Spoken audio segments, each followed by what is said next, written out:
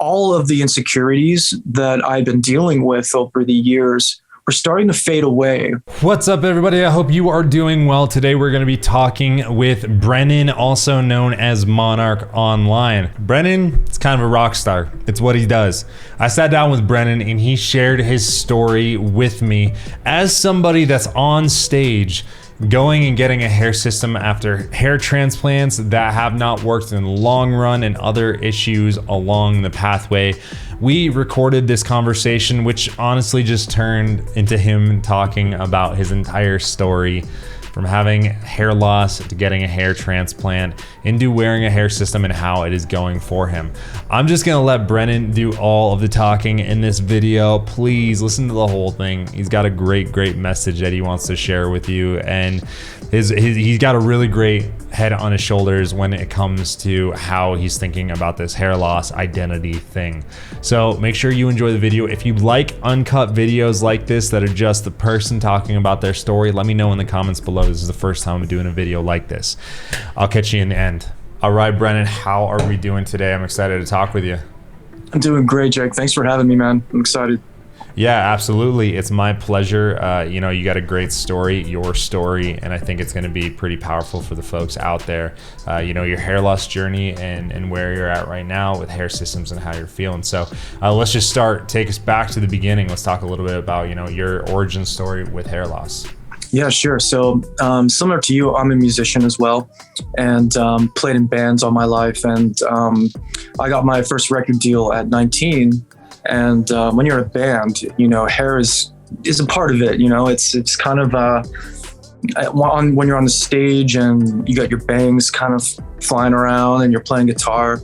And when you're used to that look and you're used to that vibe, at 19, starting to see myself thinning a little bit was absolutely terrifying to me. I remember the day I was in a shower, came out of the shower at 19, and I was just, combing my hair in the mirror, and I just looked really close, and I was just seeing something was off, and I knew that from my family history, hair loss was definitely a factor. But like similar guys that I've heard on your interviews, I didn't really want to accept that, but I didn't ignore it. I immediately got proactive, like from that day on, I made a appointment with Hair Club. And these are the early days. This is around like 2001 when I was doing this. So the hair industry and hair transplants and all those things weren't really something anyone was talking about. So it took a lot of research for me to figure out what were any kind of solutions at the time. And when I went to Hair Club, it was just a lot of different serums and products that they want to put me on for a monthly thing. And I didn't have a lot of cash at that time. I was a struggling musician. And then I went to a doctor who talked about Propecia. And I got on that for a little bit, but it was $70 a month. And as a young 19-year-old, I didn't even have that cash.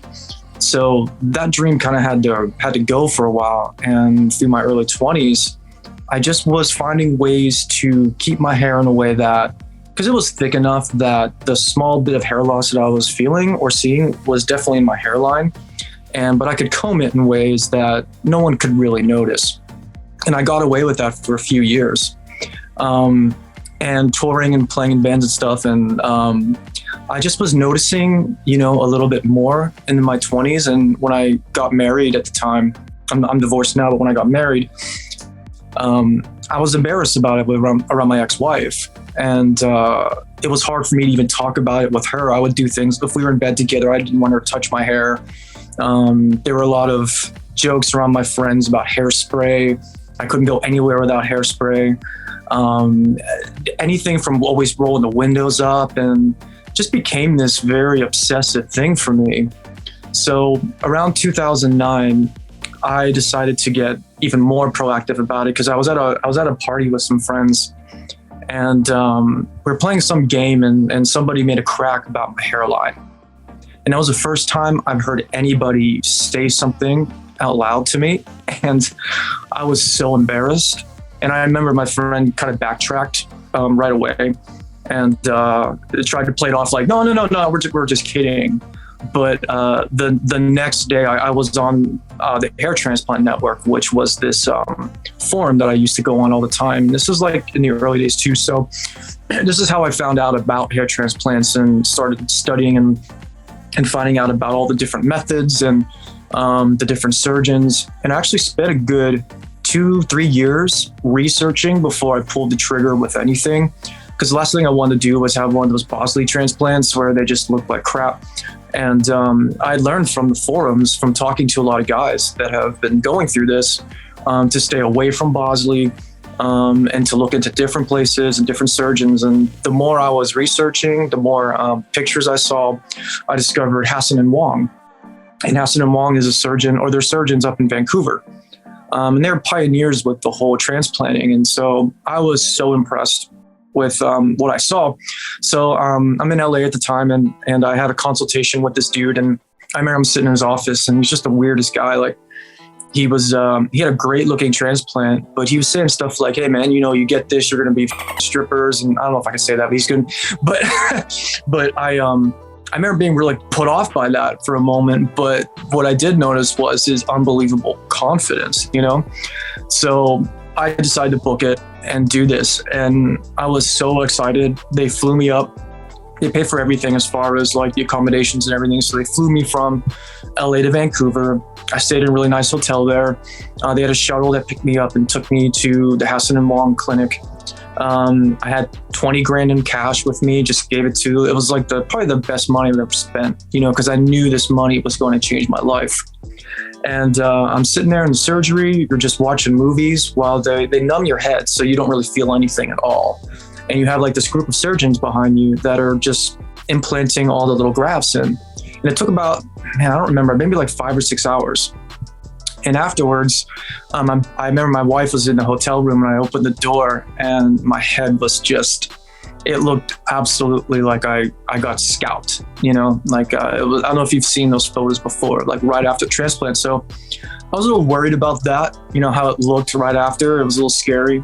And then that following week, my face was all bruised up. And I went to see my friends who made that crack about my hairline, and they saw my face like that. They all thought I got beat up because I was also wearing a hat. Yeah. And I told my close friends, they're in my band, I said, yeah, I decided to get a hair transplant. It's something that I've been, really insecure about for a while. And I think this is going to make me feel better in my life. And they're all very supportive. And this is 2009. And so I'd say about a year after I got the surgery, the hair started coming in.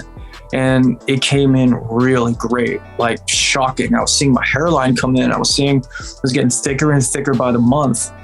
And then I didn't really need to put product in it anymore. I was actually just wearing it dry and putting my hand through the bangs and going out with my wife, having the windows down. It absolutely was incredible. And it stayed that way for years. And I actually really enjoyed sometimes telling people about it because they were so shocked when I'd say, hey, I got this hair, it's actually a transplant. And I'd show them older photos and stuff, and people just couldn't believe it. And I even got really involved in the Instagram community with the Hair Transplant Network there. And I found that a lot of different people were coming to me asking me for advice about this. And I actually felt really cool that my surgery worked. Others saw how great it looked. And it's something that I could help bring other people to do this kind of thing. So I'll fast forward to this year. I had a motorcycle injury, and it just really screwed up a lot of stuff with my health. And within the last 5 months, I've been on a lot of different medications. And one of those things is there's hormone therapies that I'm doing and injections and things like that. And I started noticing a few months ago that my biohair, which is what fills in your transplant, right? And I was young enough that I had enough biohair that my transplant just looked so good because of that. And that's another thing I would recommend anyone that's thinking about this, that if you really want to get that surgery, the best results really come when you have a decent amount of biohair up front. That way it really does look the most natural. I've given some advice to some friends who are really balding, who want to get the surgery. And I've told them hey, you can get the surgery, but it's not going to give you the results you want because you just lost too much. So because of that, there's not a lot of options for people that have gone too far down, you know? And so this last couple of months, I was noticing my bio hair just falling out, and it was getting really, really stressful for me. So, because I've been just staying at home for months now. I'm a singer, musician. That's what I do for a living. And I wasn't on stage for a few months. I wasn't seeing anybody. And all that I would notice when I look in the mirror is how far my hairline was going back. And I was feeling embarrassed because I felt like I was like this symbol for a lot of people that were part of the hair transplant community. And now I'm feeling like fraud. You know, my hair's falling out again. And I don't know how to approach that. I don't know how to admit something like that to people who had a lot of faith in it, because now all of a sudden, this surgery, this thing I really believed in, it's gone. Now all I have is a surgery hair left. And it went pretty far back within the last couple of months. And man, I had been so nervous about what to do, because I realized I got to get back on stage this month. I have to start shooting videos again and shooting modeling shots. And dude, I didn't feel good taking any photos. Like I hadn't posted a selfie in like 4 months. I just didn't like the way I looked. Every angle I would turn to take a photo, I would see where my bangs were and how they were getting thinner and thinner. And I knew that my bangs and just the way my hair looked shapes my face so much better when it's long like this and when it's not thinning out on the top. So I was getting pretty desperate, dude. And I jumped back on some intense medication again. But when I'm using minoxidil twice a day, it makes my hair greasy and it makes it even more thin. And I'm just noticing with all the product I was putting in and with the Toppik and the hairspray, it's clogging up my scalp. And I don't know if anybody else had done this, but the longer you wait to take a shower, for some reason in my mind, I thought it would not fall out as much and my hair would look better if I didn't shower as often. So I was waiting like maybe once a week to wash my hair. And I think I heard somebody on your channel mention that they would they went to a girl's house and they took a shower together and he didn't wash his hair. And she was like, why won't you wash your hair? That was me. So I just decided that I want to start washing my hair more and take care of the transplanted hair, but I can't go out in public the way it looks now. So I jumped on YouTube, dude, and I was trying to figure out what my options were for another surgery.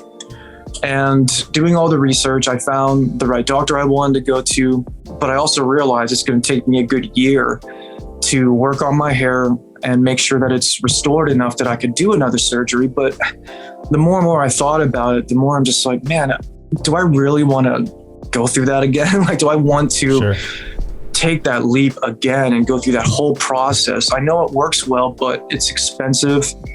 It's really hard to maintain with all of the meds and stuff and make sure it looks right. And I don't know how I stumbled on your channel. I was looking at Bald Cafe at one point and seeing all these guys shaving their heads. And there's something about that I like the message of it, you know, where you're letting go of the insecurity. And I think that's a wonderful thing. However, I don't know if that's right for everybody, especially me, because I have this giant scar in the back of my head. So if I shave it or if I cut it short, you're going to see that thing and it's really obvious. So I knew that really wasn't an option either. And I hate the shape of my head. And I stumbled on, I think it was the first video I saw of you. It was why not to wait to get a hair system.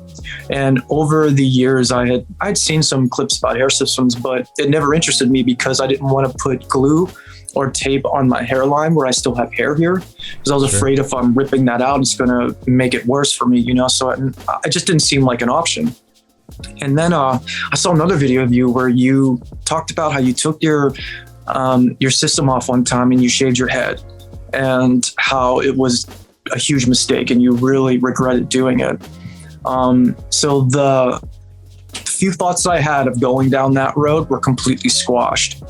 But I really didn't know what to do, man. Like I knew I couldn't get a hair system because I couldn't do the glue. I can't shave my head and I have to wait a year to get a surgery. Am I going to sit at home for a year like some insecure guy that can't go outside and show that he's thinning? It's just a lot of psychological stuff I had to work through, you know? because I don't want to be that kind of person. There's plenty of guys walking around out there with bald heads and shaved heads, and they look fine and nobody cares. No one's looking at them and thinking anything.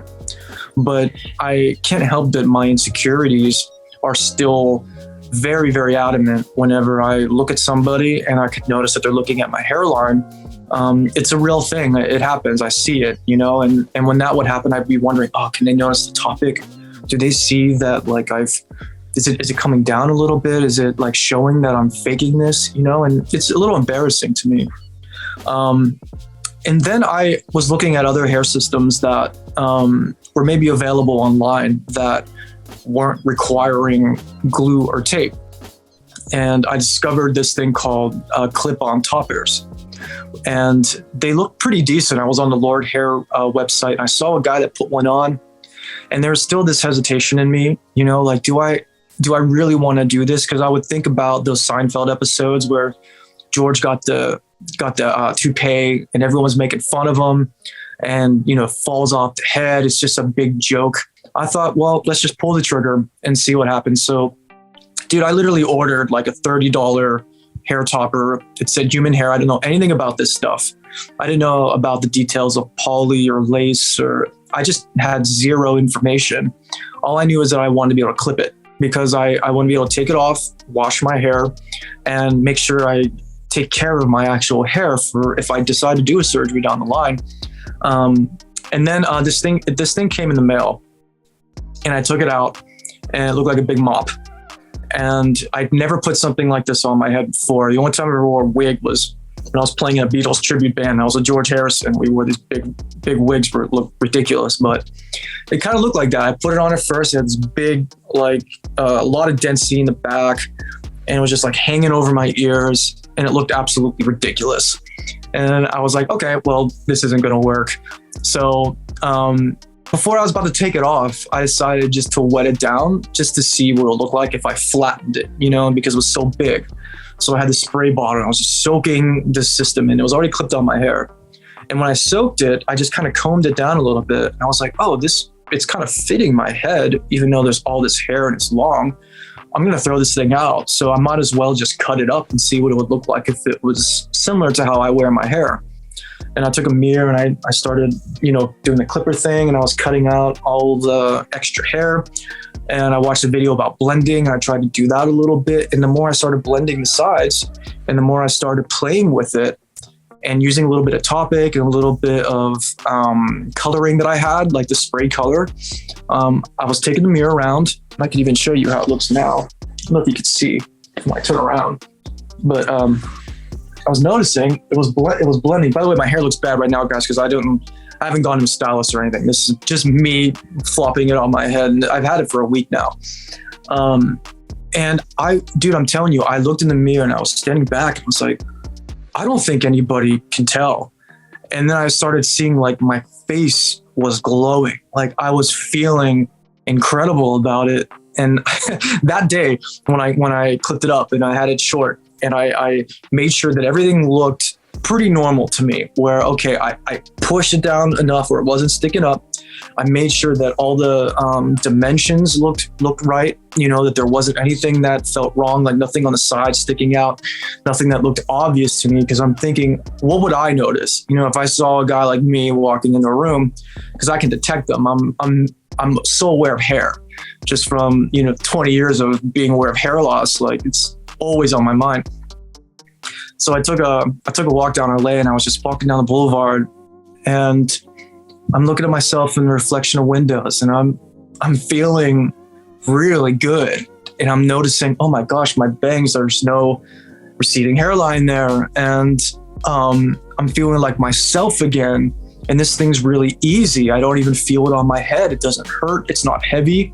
It feels like my hair. Because I always thought if I put one of these things on, it would be like wearing a hat. You know, like I would feel like I'm wearing a hat. And I don't like hats. And I don't want to feel that weight. And the fear of what if there's like wind or something, is it going to take this thing off? Luckily that day, dude, there was a huge windstorm that was happening. So I'm walking down the street and all this wind is coming at me. And at first I'm like, all right, how am I going to handle this? Because usually before I put this on, if there was wind coming at me, I'm going into a building. I'm avoiding it at all costs. As soon as that wind hits my hair, the first thing I think of, it's going to pull it up. People are going to see my hairline. Wind is my enemy. But I'm walking with this system on with these clips in. This wind is blowing, man, blowing. Like my shirt is blowing in the wind and nothing is happening with my hair at all. It's just the bangs are moving just a little bit, but it looks really cool, you know? And I think that's what sold me in that moment. I knew, oh, I can drive with the windows down. I can be active. I can do anything I want with this thing. And I'm not really a swimmer, so that's one thing I won't do, but that's fine. I don't really like to swim anyways. And maybe I could do that. I'm not even sure, but it was that day, man. It was like, I knew, okay, if I can wear something like this for the next 10, 20 years and it looks natural on me as I age and find ways to adjust it, you know, make sure it looks appropriate for my age over time by bringing the hairline back maybe a little bit as I get into my 40s. This could be the solution that would bring me that closure over my hair. And I'm not like embarrassed to look at myself. I'm like excited about it because I know I have this extension of me that I can put on and feel like me. But I've also, from listening to your videos and from the Bald Cafe videos, his name's Harry, right? I think maybe you guys know each other. Yep, it's Harry. All of the insecurities that I've been dealing with over the years were starting to fade away because I was accepting who I am. And I got on a FaceTime with my dad. And he didn't know that I had one of these on because my hair looked very similar to this a few months ago. So it just looks like I grew it. But what most people don't know is I can't grow my bangs like this anymore. It's just way too thin.